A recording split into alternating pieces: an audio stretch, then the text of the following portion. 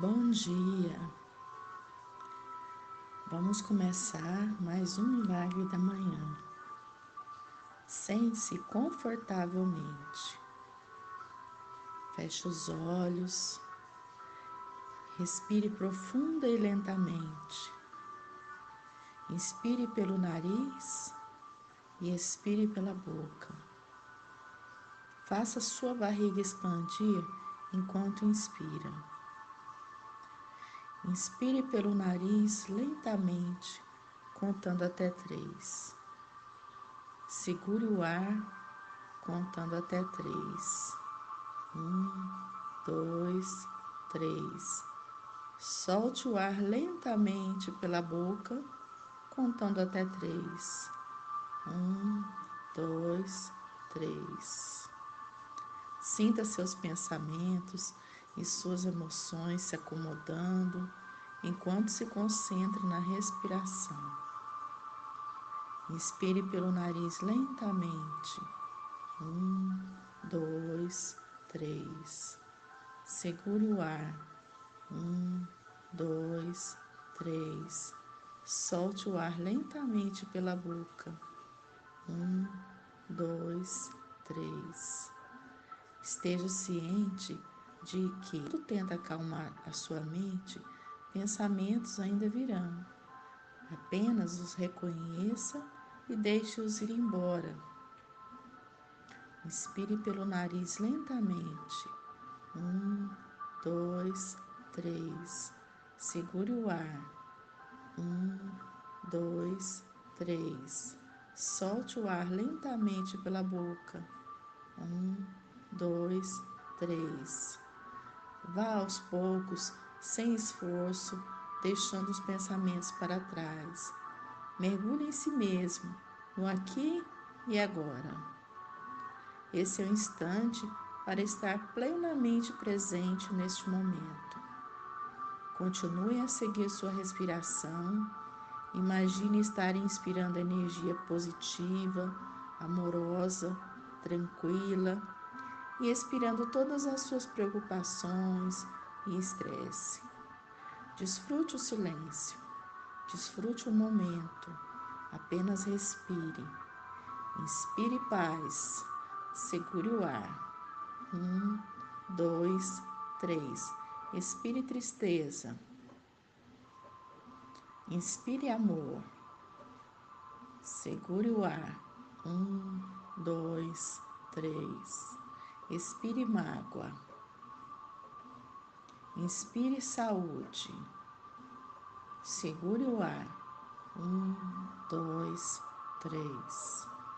Expire doença. Inspire confiança. Segure o ar. 1, 2, 3. Expire insegurança. Inspire fé. Segure o ar. 1, 2, 3. Expire raiva. Inspire alegria. Segure o ar. 1, 2, 3. Expire depressão. Continue respirando lentamente.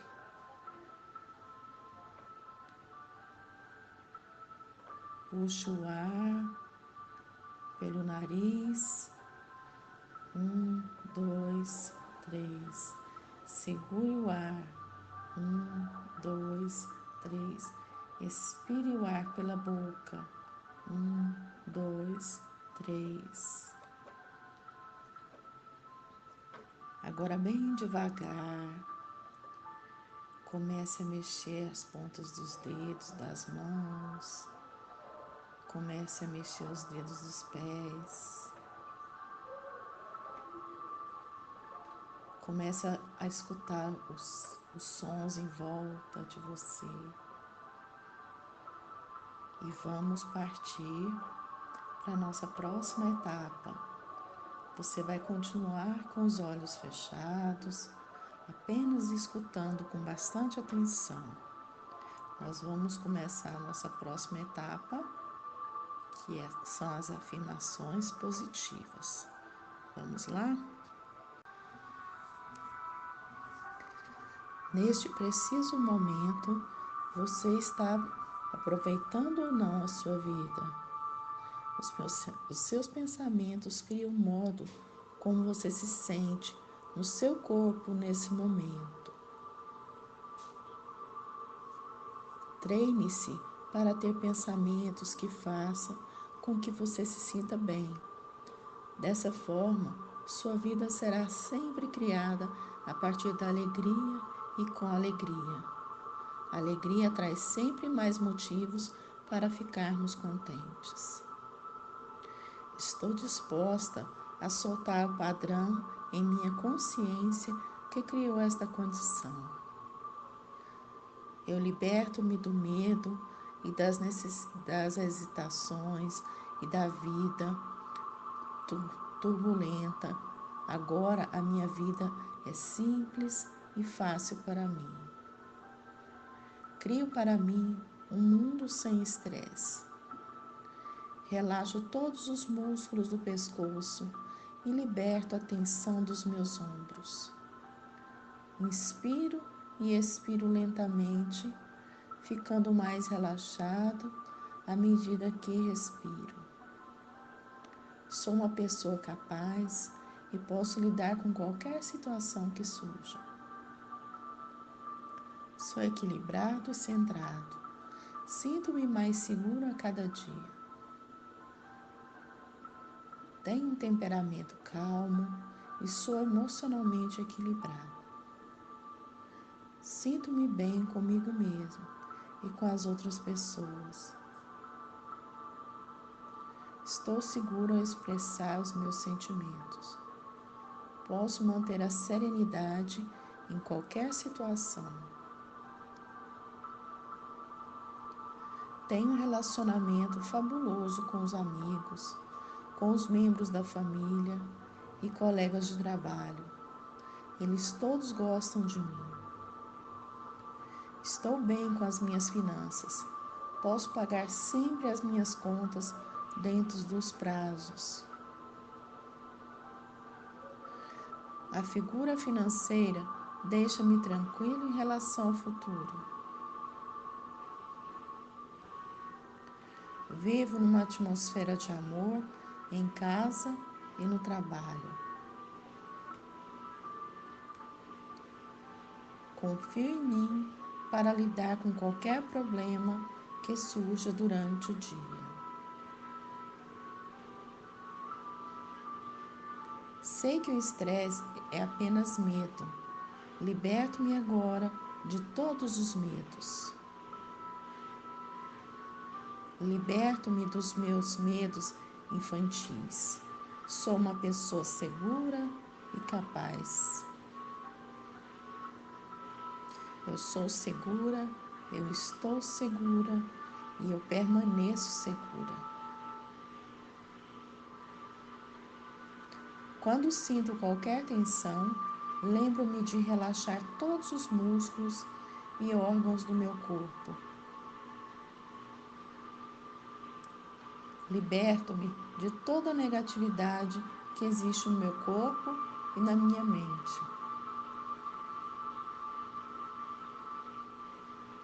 Estou fazendo mudanças positivas em todas as áreas da minha vida. Tenho força para manter a calma diante das mudanças. Quanto mais eu cresço.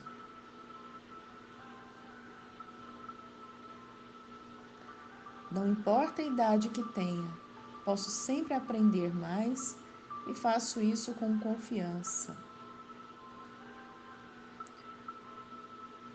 Medito regular desta prática.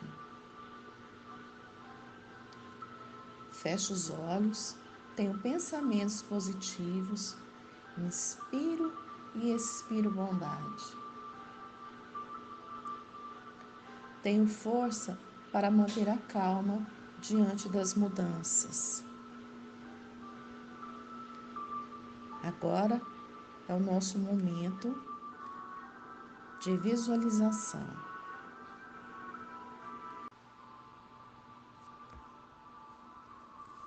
Para visualizar, continue com os olhos fechados. Imagine exatamente aquilo que você deseja realizar. Veja, sinta, ouça, toque, saboreie e cheire cada detalhe da sua visão. Veja a si mesmo atingindo seus resultados. Imagine a reação da sua família, amigos e das pessoas à sua volta. Não se esqueça da sua expressão de felicidade e vitória. São 5 minutos. Vamos lá?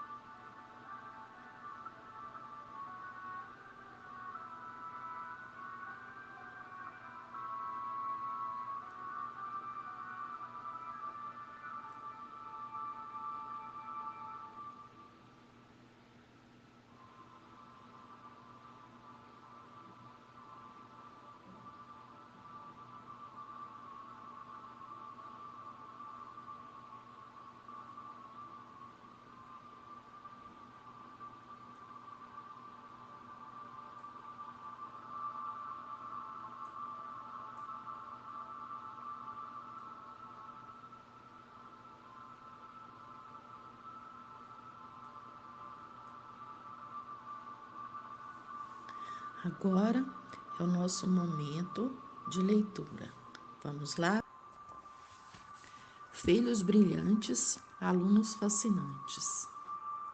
Algumas pessoas jamais nos elogiarão, por mais que façamos um excelente trabalho. Embora deveriam pelo menos nos respeitar. Mas se não formos respeitados, o que fazer? Desenvolver agressividade? Jamais.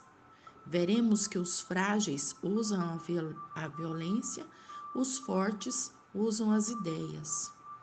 Devemos respeitar essas pessoas e pensar como o filósofo Nietzsche pensou: aquilo que não me mata me torna mais forte. Para mim, as ideias são sementes. O maior favor que se faz a uma semente é enterrá-la. Cada ser humano, mesmo os alunos que tiram notas baixas na escola, tem um potencial intelectual enorme para ser explorado. Para explorar esse potencial, devemos, em primeiro lugar, aprender a debater o conhecimento e expressar sem medo o que pensamos e sentimos. Em segundo lugar, devemos ter em mente que a grandeza de um ser humano está na sua humildade, na compreensão das suas limitações e na sua capacidade de se fazer pequeno. Em terceiro lugar, precisamos explorar novos caminhos com coragem, como sabiamente disse Alexandre Graham Bell, o inventor do telefone. Se andarmos apenas por caminhos já traçados, chegaremos apenas aonde os outros chegaram. Em quarto lugar, devemos conhecer que a arte de pensar em filosofia começa quando começamos a duvidar e criticar.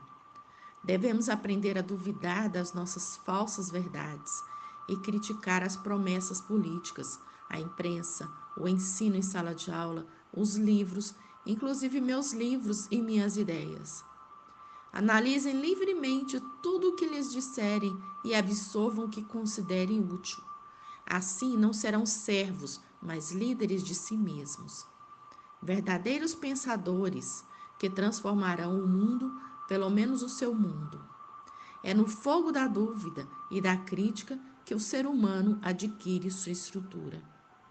Este livro começa com o professor de Beslan, uma escola da Rússia que foi massacrada por um ataque terrorista. Sofrimentos indecifráveis ocorreram em seu interior.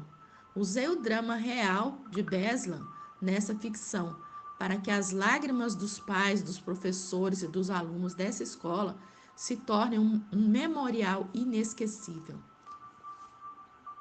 Para mim, os professores, incluindo os pedagogos e os psicólogos da educação, são sacerdotes da inteligência e, portanto, os profissionais mais importantes da sociedade. E a escola é o seu lugar mais sagrado. Neste livro, um professor da escola de Beslan, depois de se deprimir e desejar nunca mais pisar em sala de aula, devido ao ataque terrorista que presenciou, deu a volta por cima, saiu da sua crise e começou a revolucionar a sua vida. E depois alvoroçou outras escolas do mundo. Ele se tornou um especialista em provocar os seus alunos e fazê-los pensar. Sócrates, o brilhante filósofo grego, provocava a inteligência dos seus discípulos através da sua fabulosa capacidade de perguntar e duvidar, e desse modo formou espetacularmente um grupo de jovens de mentes livres, que aprenderam a amar o debate de ideias e que por fim influenciaram a humanidade, entre os quais Platão. Os professores desta ficção usarão os princípios de Sócrates em sala de aula para abrir a mente de seus alunos. Prepare para ser provocado e contagiado pelo professor Romanov. Ele é incendiário, agitador e superinteligente. É capaz de despertar os alunos alienados e fazê-los sonhadores. É capaz de contagiar os alunos tímidos e fazê-los intrépidos, corajosos. É também capaz de instigar professores desanimados e fazê-los vendedores de sonhos que viram de cabeça para baixo a sua escola. Que neste livro você possa viver uma grande aventura, passear pelo mundo da ficção e encontrar um personagem importantíssimo que está nas entrelinhas dessa história. Você mesmo. Augusto Cury. Parte A, capítulo 1. Bons filhos conhecem o prefácio da história dos seus pais. Filhos brilhantes conhecem os capítulos mais importantes das suas vidas.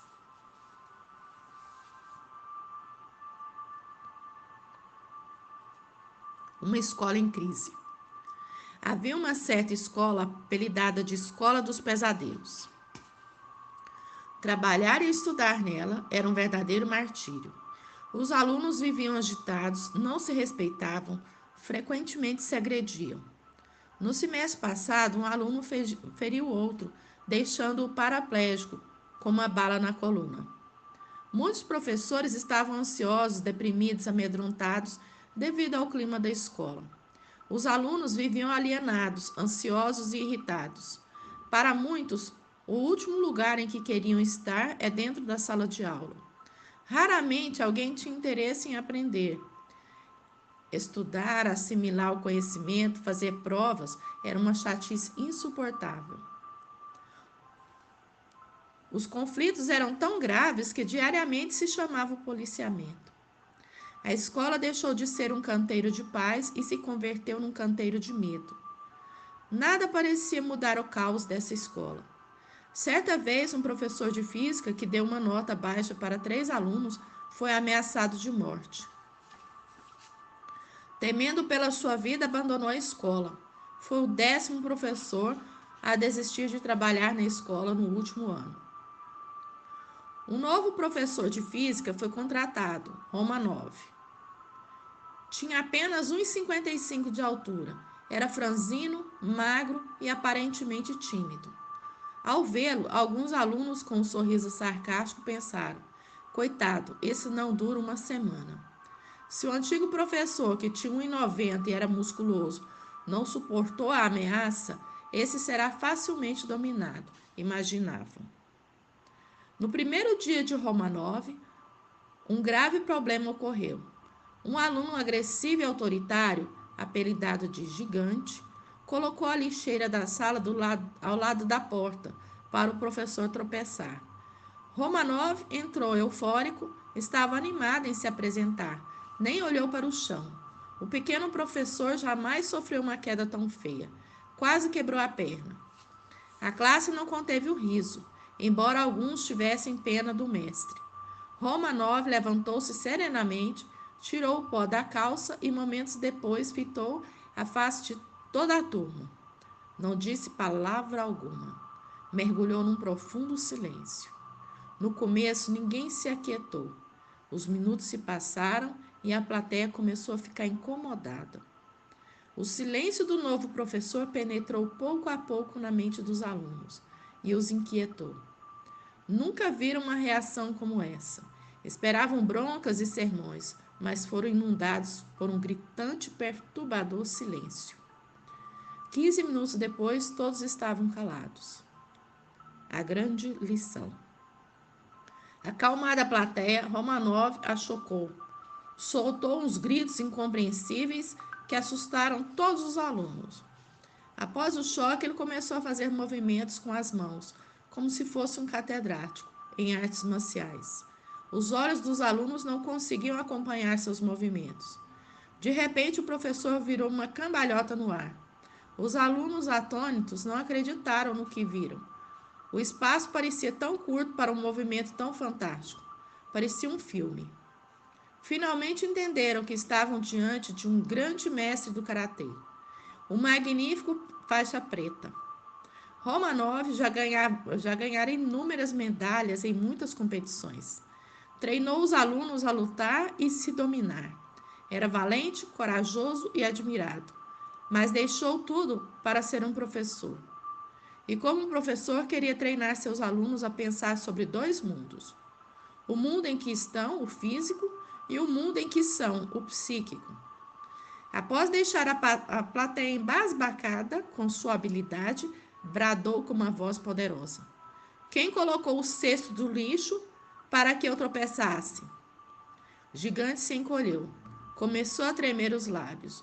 Sua insegurança o denunciou. Aproximando-se dele, olhou firmemente nos seus olhos e abalou-o. O poder de um ser humano não está na sua musculatura, mas na sua inteligência. Os fracos usam a força, os fortes usam a sabedoria. Que tipo de força você tem usado? Perguntou o mestre. Gigante não respondeu. O professor perguntou qual era o seu nome. O jovem falou rapidamente. Perguntou se ele tinha apelido. Ao saber seu apelido, o professor meneou a cabeça e fez uma pergunta para a classe. Quem agride os outros é fraco ou forte? Romanov ensinava através da arte da pergunta. A arte da pergunta abria as janelas da mente dos alunos e os fazia pensar sobre vários ângulos o mesmo problema, desenvolvendo áreas nobres da inteligência. Queria que eles pensassem de maneira ampla e aberta. Contrário ao que sempre acreditaram, a turma respondeu: quem agride é fraco. Então, aqueles que promovem guerras e atos violentos são fracos. Quem usa a agressividade e não a sua inteligência é fraco, é frágil. Em seguida, voltou para a classe e acrescentou: todavia, para mim, o gigante não é fraco, mas um grande ser humano. Tenho certeza de que ele tem um excelente potencial intelectual. Ele precisa somente descobrir esse potencial. A plateia ficou paralisada com suas palavras. Atônitos, eles se perguntavam como ele conseguiu elogiar um aluno do qual todos os professores procuram manter distância. E dirigindo-se ao gigante, abriu-lhe a mente. Disse-lhe: você me machucou, mas para mim você não é um problema, nem um inimigo. Saiba que você não é mais um número na classe, mas um ser humano especial. Se você me permitir, gostaria de conhecê-lo melhor e ter a oportunidade de ser seu amigo. Em seguida, estendeu-lhe a mão. O pequeno professor tornou-se grande na personalidade do aluno violento, que não amava e nem respeitava ninguém. A imagem de Romanov foi arquivada nos solos do inconsciente de Gigante de maneira privilegiada. A partir daí, Gigante, que detestava física, passou a curti-la. Quem ama seu mestre, ama a matéria que ele ensina. Quem não ama seu professor, dificilmente amará suas ideias. Romanov acreditava nessa tese. Vários alunos também se comoveram com o episódio. Romanov não tinha apenas conhecimento lógico sobre física, ele conhecia o território da emoção. Por isso, era um professor fascinante. Sabia resolver conflitos em sala de aula. Rompeu o ciclo da agressividade, começou a surpreender e tratar com gentileza seus agressores. A escola dos pesadelos começou a receber os raios solares dos sonhos. O sonho da sabedoria, da generosidade, da fé na vida. A dor se transformou num golpe de amor, no pequeno e infinito mundo de uma sala de aula.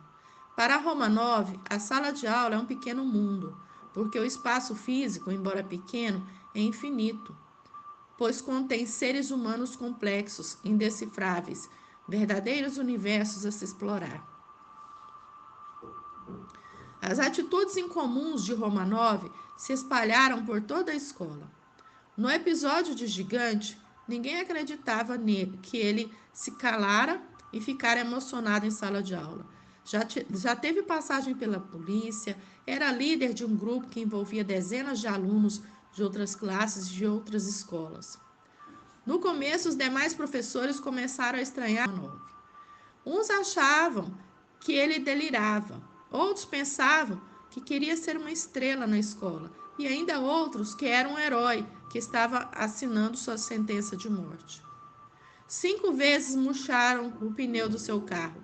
3 vezes riscaram toda a lataria. Recebia toda semana telefonemas anônimos de alunos ameaçando. Quase diariamente escreviam frases agressivas ou zombando com a cara dele nos muros da escola. Alguns alunos que não o conheciam o detestavam gratuitamente. No território da agressividade, não se aceitava a sensibilidade. O tempo passava e, apesar de todos os acidentes da jornada, Romanov perseverava e continuava incendiando a escola com sua mente afiada. Perturbados, os professores e alunos se perguntavam: de onde veio esse professor com um sotaque tão carregado? Como ele consegue reagir com inteligência em situações que só é possível entrar em desespero? Porque quanto mais ameaçado, mais provocava o raciocínio dos alunos. Por que fala de sonhos? Não é isso careta, ultrapassado? Por que insiste em fazer uma ponte entre a sua matéria e a vida real? O professor da escola de Beslan. Mais tarde ficou-se sabendo quem era Romanov. O diretor começou a comentar a sua verdadeira identidade. Ele foi chamado especialmente para tentar aliviar os graves problemas da escola, dos pesadelos. Romanov foi professor da escola de Beslan, na região do Cáucaso, na Rússia. Essa escola sofreu algo inimaginável: um ataque terrorista em setembro de 2004. Professores e alunos foram feitos reféns. Penetraram no mais profundo vale do medo. Foram feridos e ameaçados. Passaram fome e sede. Não era permitido sequer fazer suas necessidades, como urinar em locais apropriados. Por fim, a tragédia aconteceu. Com a invasão dos policiais na escola, tentando socorrer os alunos, deflagrou-se a violência dos terroristas. Centenas de crianças e adolescentes morreram. Jovens que brincavam, corriam, sorriam, enfim, estavam iniciando sua história existencial cheia de emoções, foram silenciados. Fecharam seus olhos. A humanidade parou. Depois dessa tragédia, as escolas do mundo todo nunca mais foram as mesmas. Romanov foi ferido nesse ato terrorista. Recebeu uma bala na perna direita, mas se curou. Porém, uma ferida jamais se fechou. As imagens de jovens inocentes sendo mutilados sem compaixão pelos adultos. Uma espécie que não cuida dos seus pequenos não tem como sobreviver. Um dos alunos, Pavlov, o mais ansioso e irritado da sua classe, ao desfalecer em seus braços, disse as últimas palavras: obrigado, professor, por acreditar em mim. Obrigado por me fazer enxergar que a vida é um espetáculo. Nesse momento, seu coração deixou de pulsar. Sua respiração cessou. Romanov soluçava inconformado. Aos gritos dizia: o que fizemos com nossas crianças? Por ser muito agitado e alienado, o jovem Pavlov perturbava frequentemente sua classe. Apesar do tumulto que causava, o professor Romanov sempre o pegava em seus ombros e lhe dizia: após que você será um grande ser humano, você ainda vai brilhar. O elogio penetrava nos quadros mais escuros da sua personalidade. De fato, brilhou. Sua última frase era o sinal de alguém que abriu as janelas da sua mente e refletia sobre o teatro da vida. Para milhões de pessoas, a vida vale tão pouco. Para uns, uma conta bancária. Para outros, uma ideologia política. Mas para o jovem Pavlov e Romanov, a vida era um show fascinante, que jamais deveria ser interrompido, a não ser por fatores inevitáveis. Deprimido, Romanov não conseguia aceitar o drama da escola de Beslan. As centenas de terroristas sentados sobre bombas, gritando com as crianças e professores, dizendo que iriam matá-los se eles não se aquietassem, eram inesquecíveis. Amedrontados, faziam suas necessidades na frente uns dos outros. Querendo separar a região da Chechênia do resto da Rússia, usaram crianças como objeto de barganha com o governo. Foram colocadas no epicentro de um conflito que não construíram e nem sabiam por que existia. Romanov não conseguia apagar da sua mente as imagens de cada um dos seus alunos que faleceram. Queria abandonar a sala de aula, esquecer tudo o que ocorreu e se dedicar apenas às artes marciais, mas não conseguia. Queria encontrar um sentido para a sua vida, mas atormentado não conseguia. Queria encontrar um lugar em qualquer parte do mundo aonde os jovens fossem felizes, livres e autores da sua própria história. Pensava em se mudar para esse lugar, mas quanto mais lia sobre o comportamento da juventude, mais se decepcionava. Aos poucos entendeu que o sistema social dos adultos cometeu crimes imperdoáveis contra os jovens. Entendeu que é um terrorismo psicótico que mata a vida, mas também há um terrorismo silencioso em todas as sociedades modernas, que não destrói o corpo, mas esmaga o prazer de viver, a criatividade, a inteligência crítica e a identidade das pessoas.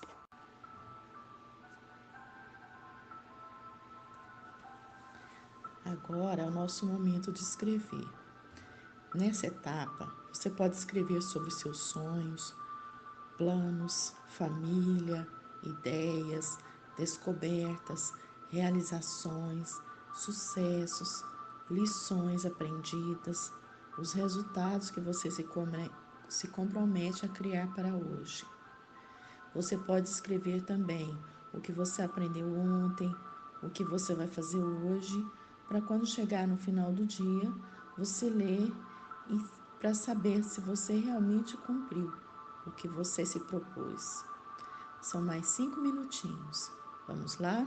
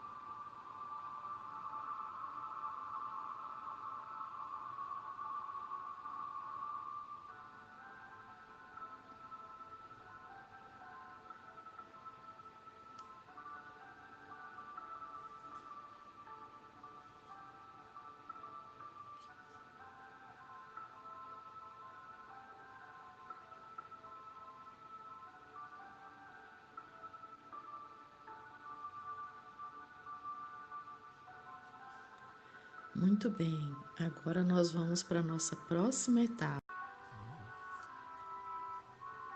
Agora é o nosso momento da atividade física aeróbica. Nessa última etapa, é preciso acelerar a frequência cardíaca. Pode ser com polichinelos, flexões abdominais ou dança. Vamos lá?